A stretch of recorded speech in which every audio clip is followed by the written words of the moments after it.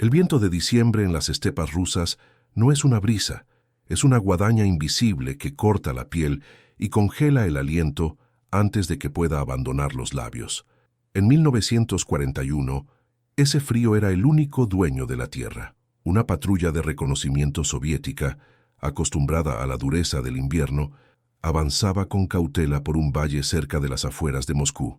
Esperaban encontrar el estruendo de los motores Panzer, el humo de las cocinas de campaña o al menos el eco de algún disparo perdido. Pero lo que hallaron fue algo que desafiaba la lógica de la guerra y de la vida misma.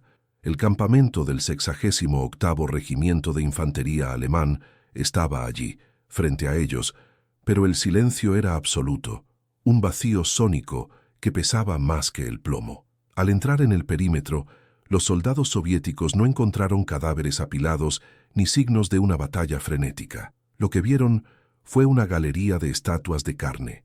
Cientos de soldados alemanes permanecían en sus puestos, pero no se movían. Un centinela estaba de pie junto a una barrera de madera, con el fusil Mauser al hombro y la mirada fija en el horizonte blanco. Sus ojos estaban abiertos, desmesuradamente abiertos, cubiertos por una fina película de escarcha que no ocultaba el terror cristalizado en sus pupilas. No estaba muerto. El vapor de su respiración salía de forma rítmica, casi imperceptible, como un hilo de seda desapareciendo en el aire gélido. Sus párpados no parpadeaban, sus dedos no temblaban bajo el peso del arma. Estaba atrapado en su propio cuerpo, un prisionero consciente dentro de una armadura de músculo y hueso que se negaba a obedecer. A medida que los exploradores se adentraban en el campamento, la escena se volvía más macabra. Encontraron a 3 oficiales sentados alrededor de una mesa de mapas. Uno de ellos sostenía una taza de café, ahora un bloque de hielo oscuro, a escasos centímetros de su boca. Su mano estaba suspendida en el aire, perfectamente equilibrada, desafiando la gravedad y el cansancio. Sus ojos seguían el movimiento de los soldados soviéticos con una desesperación muda, una súplica silenciosa que gritaba desde el abismo de una parálisis total. Estaban vivos, estaban despiertos, sentían el frío lacerante quemándoles la piel, pero no podían emitir ni un solo gemido. Era como si el tiempo se hubiera detenido solo para ellos, dejando al resto del mundo seguir su curso mientras ellos quedaban varados en un presente eterno de agonía consciente.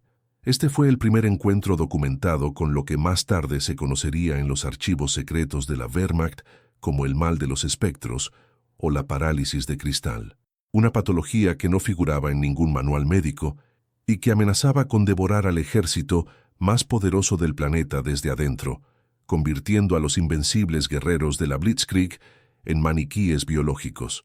Pero para entender cómo se llegó a este horror, debemos retroceder unos meses, a los pasillos alfombrados de Berlín y a las mentes de los hombres que creyeron que podían jugar a ser dioses con la química y la biología de sus propios soldados. En el corazón de este enigma se encontraba el doctor Klaus Bormann. Bormann no era un ideólogo del partido, ni un fanático sediento de sangre. Era un neurólogo de una brillantez casi inquietante, un hombre que veía el cerebro humano como un mapa de impulsos eléctricos que podían ser cartografiados y eventualmente controlados. Había sido reclutado a la fuerza para supervisar los efectos del uso masivo de sustancias sintéticas en el frente. El alto mando alemán estaba obsesionado con la eficiencia. Querían soldados que no necesitaran dormir, que no sintieran miedo y que pudieran marchar durante días sin descanso. La respuesta fue el Pervitin, una metanfetamina potente que se distribuía por millones entre las tropas. Bormann, sin embargo, sospechaba que estaban forzando la máquina humana más allá de su punto de ruptura. Mientras las divisiones Panzer avanzaban hacia el este en el verano de 1941, la euforia era absoluta. El Pervitin hacía que los hombres se sintieran invencibles. Pero Bormann, desde su laboratorio móvil, observaba datos preocupantes. Los informes de casos aislados de rigidez muscular extrema empezaron a llegar desde las unidades de vanguardia. Al principio, los generales lo descartaron como fatiga de combate o efectos secundarios menores. Un soldado que no se mueve es un soldado que no se retira, bromeó un coronel de las SS. Pero la broma se tornó en una pesadilla cuando el invierno ruso golpeó con una fuerza que nadie había previsto. El doctor Bormann descubrió, tras analizar muestras de suelo y sangre de los pocos afectados que pudieron ser trasladados a la retaguardia, una correlación aterradora. El uso sistemático y prolongado de los estimulantes sintéticos había alterado la química sináptica de los soldados, dejando sus terminaciones nerviosas en un estado de hipersensibilidad extrema. Pero el catalizador final no estaba en las pastillas, sino en el suelo que pisaban. En las estepas rusas dormía una cepa bacteriana única, latente durante siglos bajo el permafrost, que al ser removida por las orugas de los tanques y las botas de millones de hombres, entró en contacto con los organismos debilitados de los alemanes. Esta bacteria no atacaba los pulmones ni el estómago, se alimentaba de los neurotransmisores sobreexcitados por el pervitin. Al entrar en el torrente sanguíneo, la bacteria catalizaba una reacción química que cristalizaba literalmente el líquido sináptico en cuestión de horas. El resultado era la parálisis de cristal. El proceso era insidioso. El soldado comenzaba sintiendo un hormigueo en las extremidades, una sensación de frío que no desaparecía con el fuego. Luego, los músculos se tensaban gradualmente hasta que el movimiento se volvía imposible. No era una pérdida de fuerza, sino un exceso de tensión. Los músculos se bloqueaban unos contra otros en una lucha interna permanente, manteniendo el cuerpo en la posición exacta en la que se encontraba cuando la parálisis se completaba. Bormann intentó advertir al alto mando.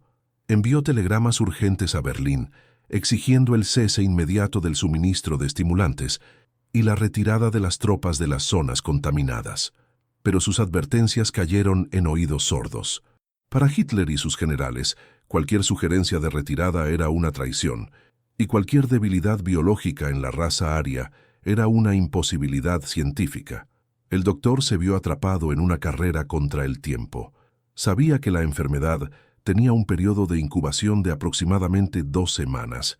Eso significaba que miles, quizás decenas de miles de soldados ya eran hombres muertos caminando, o mejor dicho, estatuas esperando ser esculpidas por el frío. La situación alcanzó un punto de no retorno en la segunda semana de noviembre. Bormann fue enviado personalmente al frente cerca de Viasma para investigar un brote de inactividad que había detenido un avance crucial. Lo que encontró allí fue el escenario de una pesadilla surrealista. Una columna entera de suministros se había detenido en medio de la carretera, no por falta de combustible, sino porque los conductores se habían quedado petrificados al volante. Los motores seguían rugiendo hasta que se quedaban sin gasolina, mientras los hombres dentro de las cabinas permanecían sentados, con las manos aferradas al volante, con una fuerza tal que los nudillos se habían vuelto blancos y la piel se había agrietado. Bormann se acercó a uno de los camiones y abrió la puerta. El conductor, un joven de no más de 20 años, lo miró. Sus ojos eran lo único que se movía, girando frenéticamente en sus órbitas, llenos de un dolor indescriptible. Bormann intentó mover el brazo del soldado, pero estaba tan rígido como una barra de hierro. No era la rigidez de un cadáver, era la rigidez de un resorte tensado al máximo. Pudo sentir el calor que emanaba del cuerpo del joven, una fiebre interna provocada por el esfuerzo constante de sus músculos, intentando contraerse y relajarse al mismo tiempo. El doctor comprendió entonces la verdadera crueldad de la parálisis de cristal. El cerebro seguía enviando señales. El soldado quería gritar, quería correr, quería llorar, pero la interfaz entre la mente y el cuerpo se había convertido en un muro de cristal infranqueable. Mientras el doctor examinaba al joven, un oficial de las SS llegó al lugar. No traía medicinas, sino un equipo de limpieza. Su orden era clara: eliminar cualquier rastro de la enfermedad. El prestigio de la ciencia aria y la moral del ejército estaban en juego. Para el régimen, un soldado paralizado era un equipo defectuoso que debía ser desechado. Bormann vio con horror cómo los hombres de las SS sacaban a los soldados paralizados de los vehículos y los alineaban a un lado de la carretera, como si fueran troncos de madera. No usaban balas para no desperdiciar munición y no atraer la atención de los rusos. Simplemente los dejaban allí, expuestos al viento polar. Bormann sabía que si no hacía algo, la historia de estos hombres desaparecería con ellos en la nieve. Comenzó a documentar todo en secreto, guardando muestras de tejido y frascos de líquido sináptico cristalizado en su maletín médico. Se dio cuenta de que el suministro de agua de las divisiones de refuerzo, que acababan de llegar desde Polonia, ya estaba contaminado por la bacteria que se filtraba a través del suelo removido. Era una bomba de relojería biológica.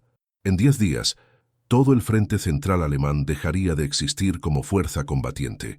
No serían derrotados por el Ejército Rojo, sino por su propia arrogancia química. La tensión en el campamento de Bormann crecía cada hora. Los soldados que aún podían moverse miraban con desconfianza a sus compañeros, que empezaban a mostrar los primeros signos de rigidez. El miedo se propagaba más rápido que la bacteria. Los hombres evitaban dormir, temiendo que, al despertar, sus extremidades ya no les pertenecieran. El doctor Bormann, vigilado de cerca por la Gestapo, trabajaba bajo la luz de una lámpara de aceite, analizando los datos que confirmaban su peor sospecha.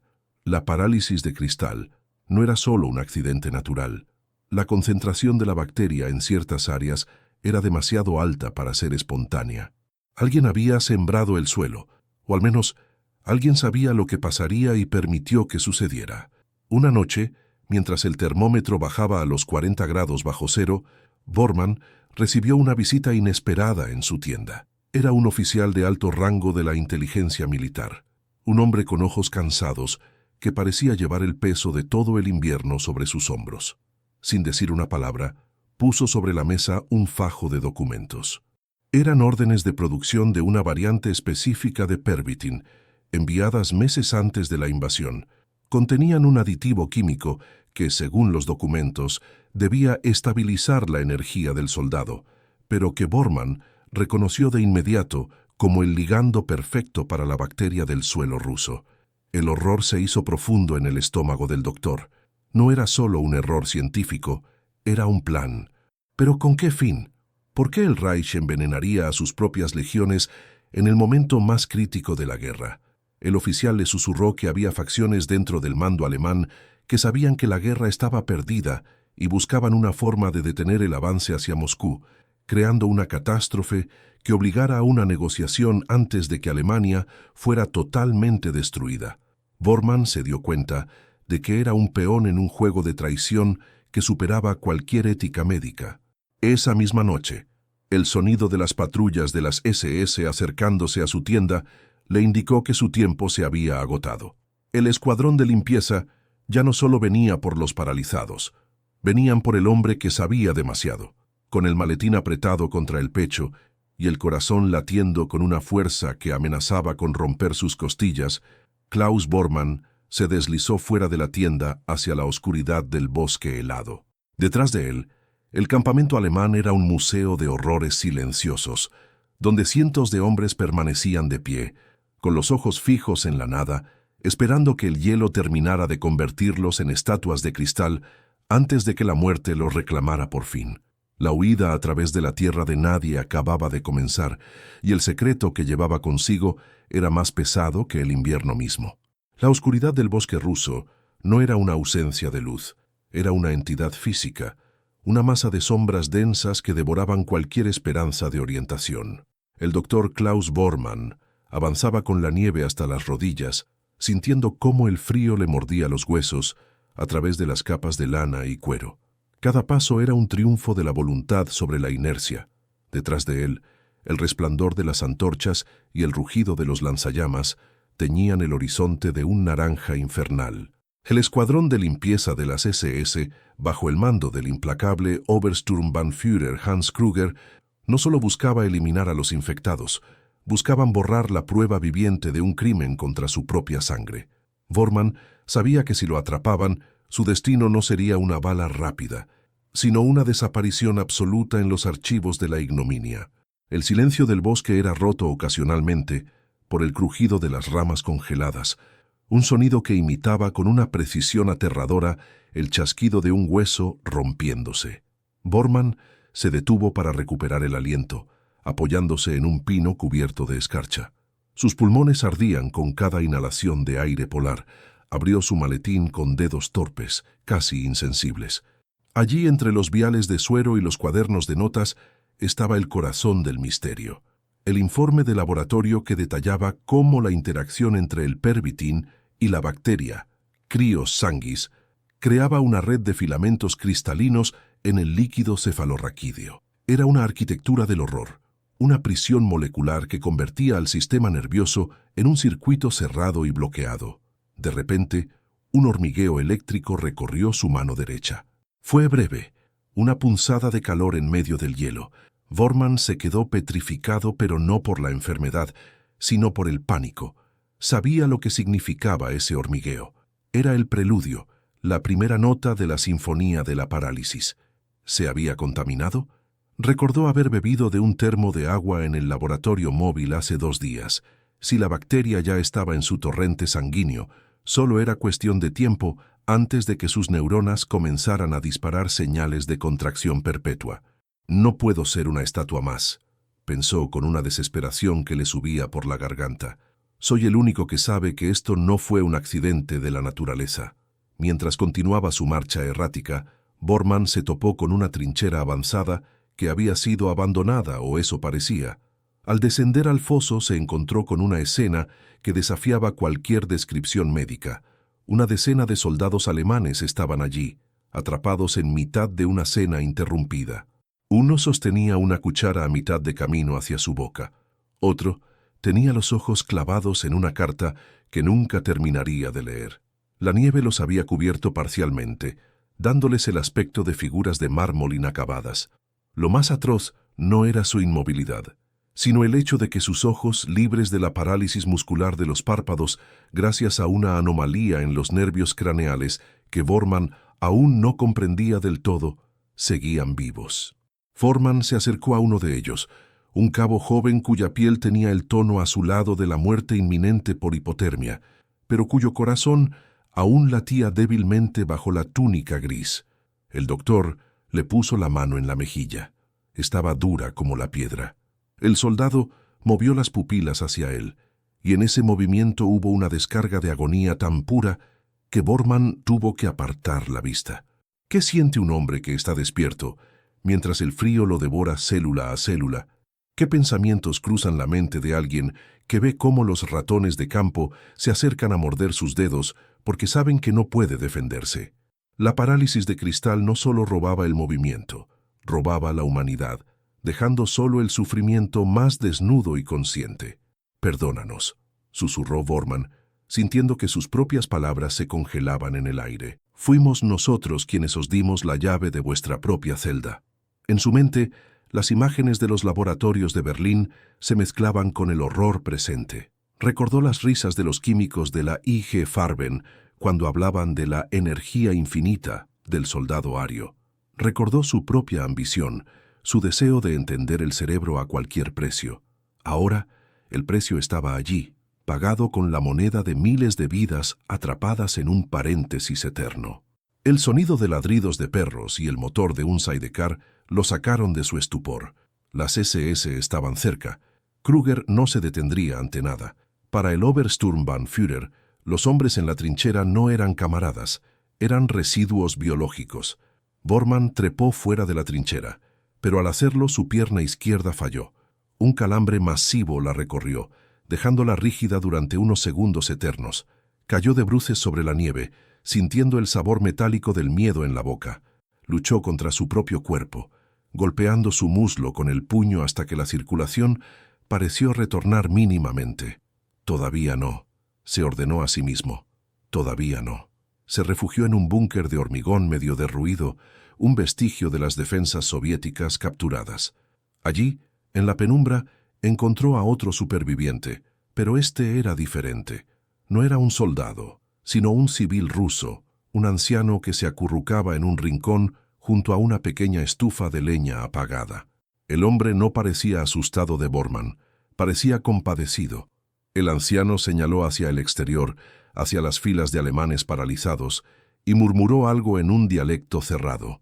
Bormann, que chapurreaba algo de ruso, entendió una palabra: «Merdvets», muertos vivientes. El anciano hizo un gesto de protección. indicando que el mal no era nuevo, que la tierra rusa siempre había tenido formas de expulsar a los invasores, pero que esta vez el hombre había traído su propio veneno para alimentar a la bestia de la estepa. Bormann sacó sus mapas y los extendió sobre el suelo frío. Si sus cálculos eran correctos, el sabotaje no se limitaba a las pastillas de Pervitin. Los documentos que el oficial de inteligencia le había entregado antes de morir mencionaban el Proyecto Sigfrido. Al analizarlos bajo la tenue luz de una cerilla, Bormann descubrió la verdad final. El aditivo químico no era solo un error de cálculo, era un agente quelante, diseñado para interactuar específicamente con el agua de la región de Viasma y Moscú, donde los niveles de ciertos minerales eran inusualmente altos. Alguien en Berlín había diseñado una enfermedad que solo se activaría cuando el ejército llegara a las puertas de la capital rusa. El objetivo no era ganar la guerra, sino forzar un colapso total que permitiera un cambio de régimen interno en Alemania. El ejército de Hitler estaba siendo sacrificado en un altar de política y traición. Es un golpe de estado biológico, comprendió Bormann, sintiendo un escalofrío que nada tenía que ver con el clima. Miles de hombres estaban siendo convertidos en estatuas para que unos pocos generales en Berlín pudieran negociar una paz que salvara sus propios privilegios. Pero el plan había salido mal. La bacteria era más agresiva de lo previsto, y la parálisis se estaba extendiendo hacia la retaguardia, amenazando con detener no solo al ejército, sino a toda la maquinaria de guerra alemana en el este. El doctor se dio cuenta de que si lograba llegar a las líneas soviéticas con esa información, la guerra podría terminar en semanas. Pero también sabía que los rusos podrían ver en él no a un salvador, sino a un criminal de guerra, el creador del catalizador. Su dilema moral se retorcía como sus propios nervios: salvar a sus compatriotas revelando el secreto a los enemigos o morir con la verdad para proteger un honor que ya no existía. De repente, una explosión sacudió el búnker. El techo de hormigón soltó una lluvia de polvo gris. Las SS habían localizado su posición. A través de la entrada, Bormann vio la silueta de Hans Krüger, recortada contra el resplandor de un tanque que avanzaba aplastando los cuerpos congelados de sus propios soldados. El sonido de los huesos y el metal crujiendo bajo las orugas fue un estruendo que le desgarró el alma. Para Krüger, esos hombres ya no eran personas, eran obstáculos en el camino hacia la limpieza total. Krüger entró en el búnker con la parsimonia de quien sabe que tiene a su presa acorralada. Sus ojos azules eran tan fríos como el hielo que cubría la estepa. No levantó su arma de inmediato. En su lugar, miró a Bormann con una mezcla de desprecio y curiosidad científica. «Doctor Bormann», dijo Krüger, su voz resonando en el búnker como un martillo sobre un yunque. «Realmente pensó que podía escapar de la voluntad del Reich. Lo que usted llama una enfermedad, nosotros lo llamamos una purga necesaria. Los débiles se quedan atrás, petrificados por su propia falta de fe. La ciencia aria no comete errores, solo selecciona a los mejores». Bormann, con el maletín apretado contra el pecho, retrocedió hacia la sombra. Sintió que el hormigueo en su mano derecha subía ahora por el brazo, llegando al hombro. La parálisis estaba ganando terreno. Sus dedos empezaban a curvarse, negándose a estirarse. «No es fe, Krüger», respondió Bormann con la voz quebrada. «Es química. Es traición. Ustedes han envenenado a los hombres que juraron proteger. El proyecto Sigfrido no es una purga, es un suicidio colectivo». Krüger sonrió, una mueca carente de calor. «El proyecto Sigfrido es la única forma de asegurar que solo los verdaderos hombres de hierro lleguen a Moscú. Si un soldado no puede resistir una simple reacción química, no merece pisar el suelo de la capital.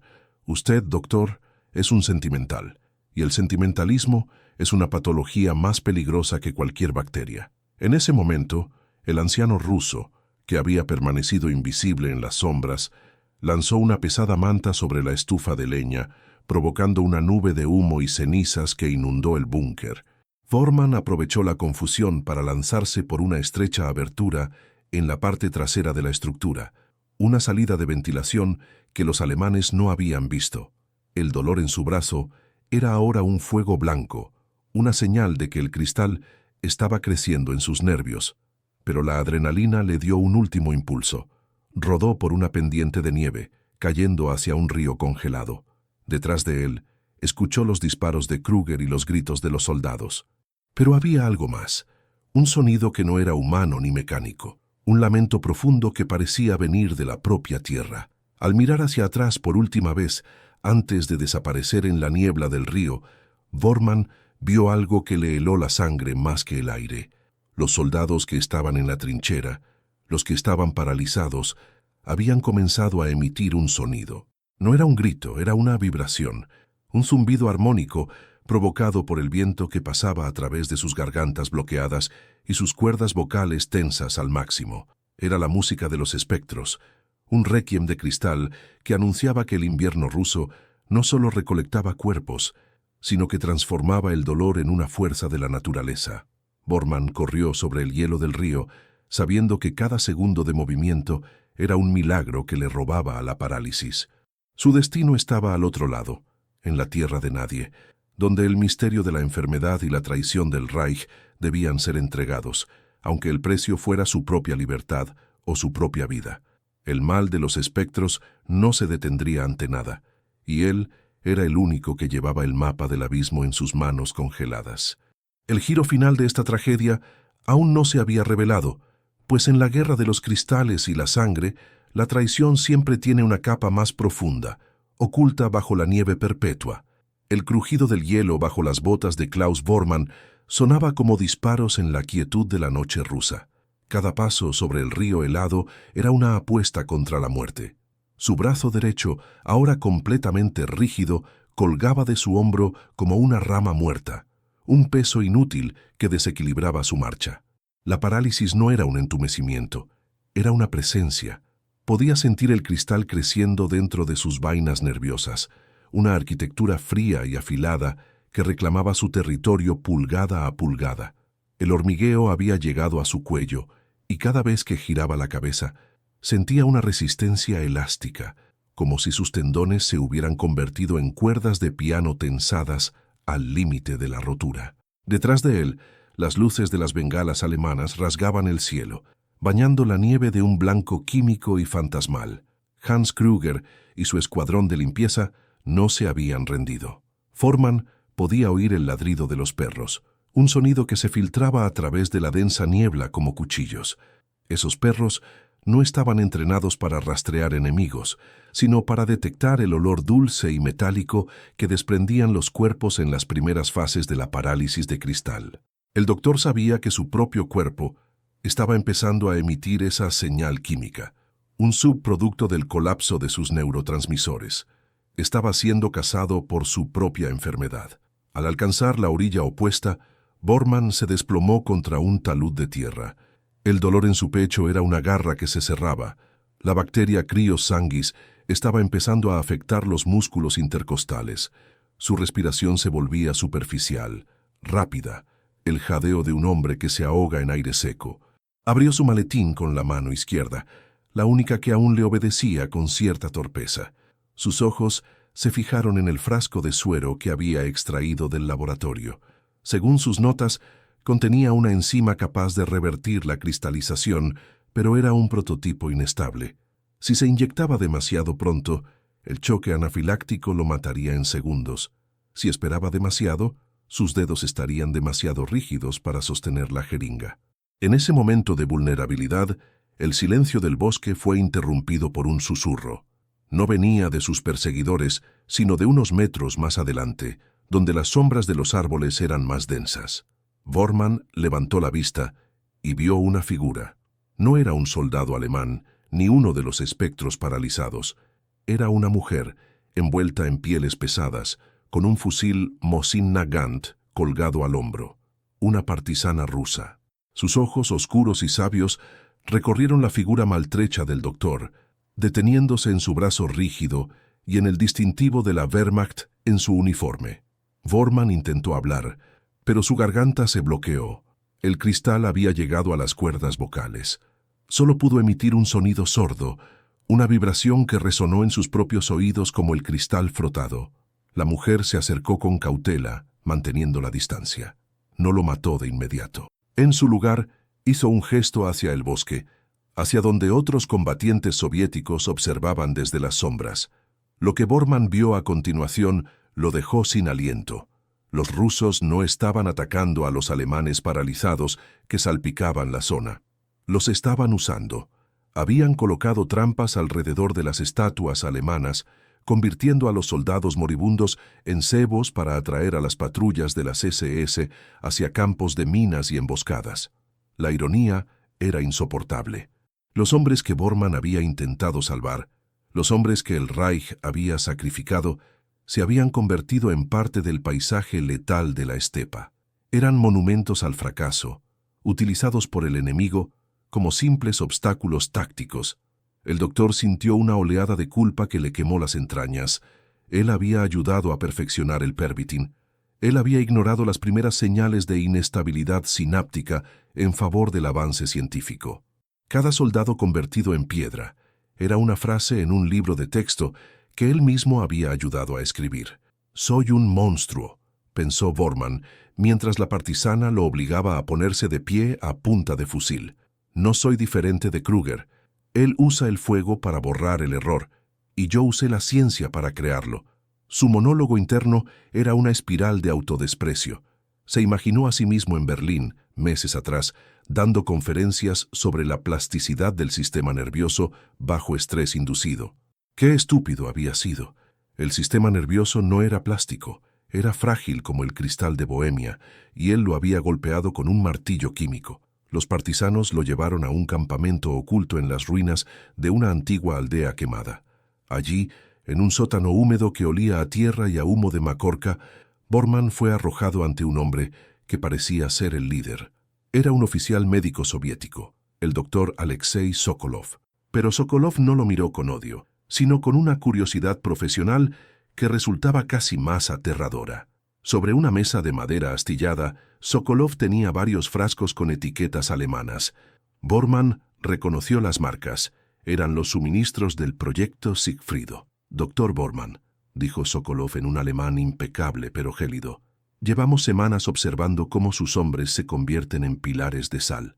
Al principio pensamos que era el frío o una nueva arma química, pero luego encontramos sus informes en un camión accidentado cerca de Smolensk. Ustedes son muy meticulosos con su propia destrucción». Bormann luchó por articular palabras, forzando sus músculos faciales. «Es un error, la bacteria», logró decir, el sonido saliendo de él como un crujido de hielo. Sokolov soltó una carcajada amarga. «¿Un error? No sea ingenuo. Usted cree que esto es un accidente biológico provocado por el Pervitin. Eso es lo que sus superiores querían que usted creyera para que siguiera trabajando. El proyecto Siegfriedo no fue diseñado por generales que querían la paz, doctor. Fue diseñado por la Oficina de Seguridad del Reich para probar la solución de eliminación masiva». Bormann sintió que el suelo desaparecía bajo sus pies. Sokolov le mostró un documento que los partisanos habían recuperado de un correo especial de las SS. No era un plan para detener la guerra. Era un protocolo de tierra quemada biológica. El objetivo del Reich era que si sus ejércitos no podían tomar Moscú, el suelo ruso quedara tan contaminado con la parálisis de cristal que ningún ser vivo pudiera habitar la región durante décadas. Los soldados alemanes infectados eran simplemente los vectores iniciales, las bombas humanas destinadas a esparcir la bacteria y el catalizador químico por toda la cuenca del Volga. El giro era tan devastador que Bormann sintió que la parálisis avanzaba de golpe. Su pierna derecha se bloqueó por completo, obligándolo a caer de rodillas. No era un sabotaje contra Hitler. Era un arma de Hitler contra el mundo entero, incluyendo a su propio pueblo. El mal de los espectros no era el final del experimento, era solo el comienzo. La bacteria, una vez activada por el químico en el Pervitin, mutaría al entrar en contacto con el tejido humano en descomposición, volviéndose aérea. Los soldados paralizados, al morir lentamente de hipotermia, se convertirían en fábricas biológicas que emitirían esporas de cristal hacia la atmósfera, llevadas por los vientos invernales hacia el corazón de Rusia y, eventualmente, de regreso a Europa. «Usted tiene la cura en su maletín, ¿verdad?», preguntó Sokolov, acercándose a Bormann. O al menos eso es lo que le hicieron creer. Déjeme verla. Bormann entregó el vial de suero con manos temblorosas. Sokolov lo examinó bajo la luz de una vela. Su expresión pasó de la curiosidad al horror puro. Esto no es una cura, Bormann. Esto es el acelerador. Si usted se hubiera inyectado esto, o si lo hubiera distribuido entre sus hombres, la cristalización se habría completado en segundos, provocando una explosión de los tejidos. El Reich no quería salvar a nadie. Querían que usted, el gran neurólogo, fuera el encargado de detonar la plaga por pura compasión. La revelación golpeó a Bormann con más fuerza que cualquier proyectil de artillería. Había sido utilizado como el gatillo de un apocalipsis biológico. Cada paso que había dado para salvar la evidencia, cada esfuerzo por escapar de las SS, solo había servido para llevar el agente activador más lejos, hacia zonas aún no contaminadas. Su maletín no contenía la salvación, contenía el fin de todo. En el exterior del búnker, el sonido de los motores Panzer regresó, pero esta vez era diferente. Eran los tanques de las SS, equipados con lanzallamas de alta presión. No venían a capturar a Bormann, venían a incinerar el campamento partisano para asegurarse de que el secreto muriera allí y para que el calor de las llamas ayudara a dispersar las esporas de los soldados ya paralizados en los alrededores. Kruger estaba siguiendo el protocolo al pie de la letra. Bormann miró a Sokolov. El médico ruso sacó una pistola, pero no la apuntó al alemán. La puso sobre la mesa, entre los dos. «Tenemos pocos minutos antes de que el fuego lo consuma todo», dijo Sokolov, con una calma suicida. «Usted conoce la estructura de la bacteria mejor que nadie. Yo tengo los reactivos químicos que hemos capturado. Podemos intentar crear un agente neutralizador real, algo que rompa el ciclo de esporas, o podemos usar esa pistola y terminar con esto antes de que nos convirtamos en estatuas que arden». Bormann sintió una extraña claridad en medio de su parálisis creciente. Su brazo derecho ya no le dolía, simplemente no existía, pero su mente, esa máquina que tanto había glorificado, todavía funcionaba. Miró el maletín, luego a Sokolov y finalmente hacia la puerta del sótano, donde el resplandor naranja del fuego empezaba a filtrarse por las rendijas. «La ciencia», susurró Bormann, su voz apenas un silbido de cristal, «todavía puede redimirnos». Pero el tiempo era un lujo que ya no poseían. Mientras el estruendo de los lanzallamas se acercaba y los gritos de los partisanos se mezclaban con el zumbido armónico de los soldados congelados que vibraban bajo el calor de las llamas, Bormann comprendió que la batalla final no era entre ejércitos, sino entre el hombre y sus propias creaciones. El secreto del proyecto Sigfrido estaba a punto de ser sellado por el fuego, o desatado sobre el mundo, y la decisión dependía de dos hombres moribundos en un agujero bajo la nieve. El aire empezó a llenarse de un polvo brillante, partículas de cristal que flotaban como diamantes en la luz del incendio. La plaga estaba despertando, y el doctor Klaus Bormann era su primer y último testigo. El calor de los lanzallamas se filtraba por las grietas del búnker, creando un contraste insoportable con el frío glacial que reinaba en el interior. Para el doctor Klaus Bormann, ese calor era el toque de difunta de la humanidad. El aire, antes gélido y puro, se volvía denso, cargado con el olor a combustible y a algo más dulce, algo orgánico, el aroma de la carne de sus propios compatriotas siendo consumida por el fuego purificador de las SS. A su lado, el doctor Sokolov trabajaba con una calma frenética, sus manos moviéndose entre tubos de ensayo y frascos de reactivos con la precisión de un cirujano que sabe que ya ha perdido al paciente, pero que aún lucha por salvar el honor de la medicina. Bormann sentía que el cristal había llegado finalmente a su mandíbula. Ya no podía hablar. Sus labios estaban sellados por una tensión muscular que superaba cualquier esfuerzo de la voluntad. Sus ojos, sin embargo, eran dos faros de lucidez en un cuerpo que se transformaba rápidamente en una columna de granito. Observó cómo Sokolov mezclaba el acelerador del proyecto Sigfrido con un compuesto a base de formaldehído y sales de plata que los partisanos habían extraído de un hospital de campaña soviético. La mezcla empezó a burbujear, desprendiendo un vapor azulado que parecía bailar en el aire viciado del sótano. Escúchame bien, Klaus, dijo Sokolov usando su nombre de pila por primera vez. No tenemos tiempo para probar esto en animales, ni siquiera en nosotros mismos. Si mis cálculos son correctos, este compuesto no detiene la parálisis, pero altera la estructura de la bacteria, la convierte en una forma inerte, incapaz de sobrevivir fuera del cuerpo humano. No habrá esporas. El ciclo se detendrá aquí, en este valle, contigo y conmigo. Bormann intentó asentir, pero solo pudo mover las pupilas hacia arriba. El sacrificio era la única moneda que les quedaba. Fuera, el estruendo de los tanques Panzer era ensordecedor. Las paredes del sótano vibraban, soltando nubes de polvo que se mezclaban con el vapor azul. De repente, la puerta de madera reforzada saltó por los aires, astillada por una ráfaga de ametralladora. A través de la nube de escombros surgió la silueta del Obersturmbannführer Hans Krüger. Su uniforme negro estaba impecable, pero su rostro, iluminado por el resplandor de los incendios exteriores, mostraba una mueca de triunfo maníaco. Krüger entró en el sótano, con su pistola Luger apuntando directamente al pecho de Sokolov. Detrás de él, 2 soldados de las SS con máscaras de gas y lanzallamas se posicionaron para convertir el refugio en un horno. El oficial alemán miró el equipo de laboratorio y luego a Bormann, que permanecía sentado, rígido como una gárgola, con el maletín de los secretos aún aferrado por sus dedos petrificados.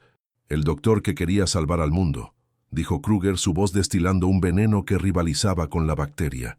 «Mírate, Bormann. Eres la obra maestra de nuestra ciencia. Eres el soldado perfecto. No comes, no duermes, no protestas. Eres el futuro del Reich, un monumento eterno a la obediencia». Krüger se acercó a Bormann y con un gesto de desprecio le arrancó el maletín de las manos.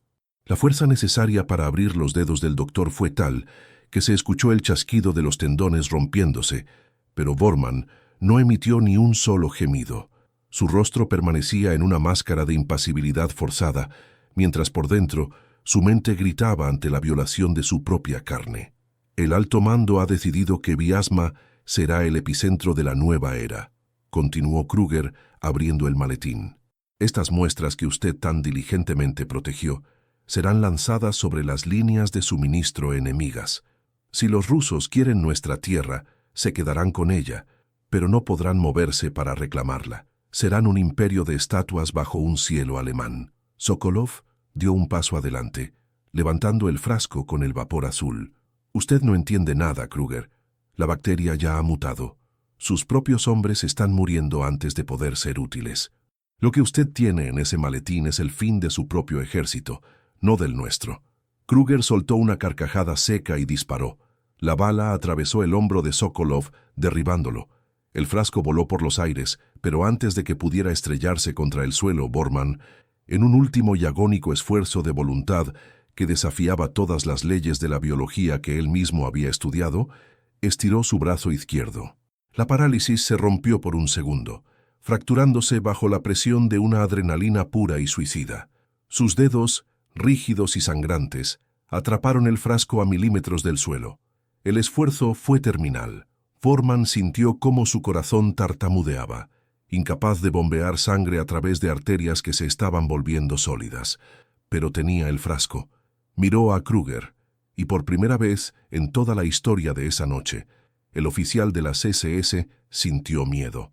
Vio en los ojos del doctor no la sumisión del paralítico, sino la furia del científico traicionado. Bormann no lanzó el frasco, lo apretó contra su propio pecho y usando la fuerza de su brazo derecho, que actuaba como una palanca de acero inamovible, aplastó el cristal contra su uniforme. El vapor azul estalló envolviendo a Bormann en una neblina química. Al entrar en contacto con el aire caliente del búnker y los restos de la bacteria que ya saturaban el cuerpo del doctor, se produjo una reacción en cadena.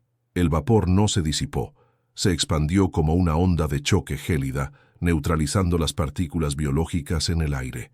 Krüger retrocedió, tapándose la boca, pero era tarde. El vapor azulado era un agente quelante que buscaba el metal en la sangre y el cristal en los nervios. Los soldados de las SS, a pesar de sus máscaras de gas, empezaron a tambalearse.